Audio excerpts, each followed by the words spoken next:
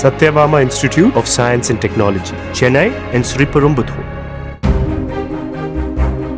73 ஆண்டுகளில் தமிழ்நாட்டின் வளர்ச்சிக்காக தமிழ்நாடு வாங்கிய கடன் 5.5 லட்சம் கோடி. ஆனால் திமுக 4 வருடத்தில் 4.5 லட்சம் கோடி ரூபாய் கடன் வாங்கிவிட்டு அதை நியாயப்படுத்தி சட்டசபையில் பேசுவது என்ன நியாயம் என்று அதிமுக முன்னாள் அமைச்சர் RB உதயகுமார் கூறியுள்ளார். மதுரை மாவட்டம் நடுவக்கோட்டை கிராமத்தில் நடைபெற்ற திண்ணை பிரச்சார நிகழ்ச்சியில் பேசிய அவர் இவ்வாறு கேள்வி எழுப்பினார்.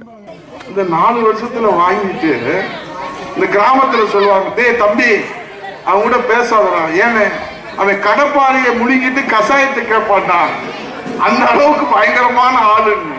அது மாதிரி 4 லட்சம் கோடியை வாங்கிட்டு அதை வேற நியாயப்படுத்தி வேற சட்டசபையில பேசுறாங்க. மனசாட்சி இருக்கா?